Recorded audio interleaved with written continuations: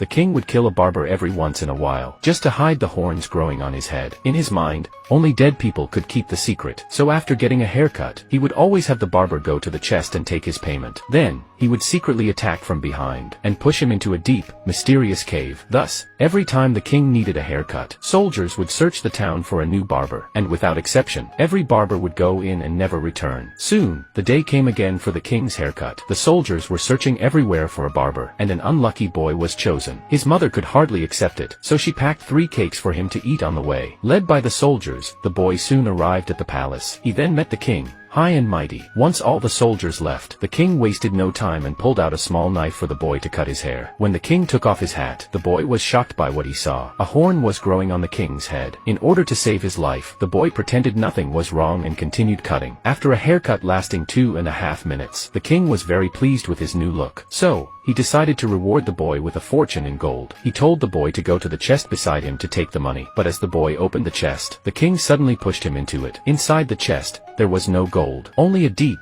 mysterious cave with a rushing river beneath. The boy, caught off guard, was swept away by the current. The king thought the boy would die, but to his surprise, the boy survived. The surroundings made the boy shudder. There were piles of bones everywhere. The boy realized the place was full of danger. At that moment, he just wanted to escape as fast as he could. Just then, a noise came from beneath the pile of bones, which startled the boy and made him step back. In the next moment, a giant snake appeared before him. Without hesitation, the boy immediately began to play the flute in his hand. The music made the giant snake happy, and then the boy took out one of his cakes and offered it to the snake. The snake, moved by the boy's kindness, let him go, and sent him out of the cave. Just as the boy escaped the snake's mouth, he was spotted by a hungry wolf in the forest. The wolf lunged toward him, but the boy scrambled up a nearby tree, barely escaping becoming the wolf's meal. However, the wolf was determined not to give up, so the boy played the flute again. When the wolf fell down, the boy was knocked off the tree. The wolf's stomach growled loudly from hunger, so the boy took out the second cake and gave it to the wolf. After eating, the wolf decided to let the boy go, and carried him out of the forest. On the way, they passed a house by a lake, so the boy waved goodbye to the wolf. He thought he would spend the night there, but little did he know, he was walking into a trap. The house was owned by a famished old witch. Seeing a new victim at her door, the witch used magic to transform into an old woman. She warmly welcomed the boy inside, and as soon as he sat down, the witch revealed her true form.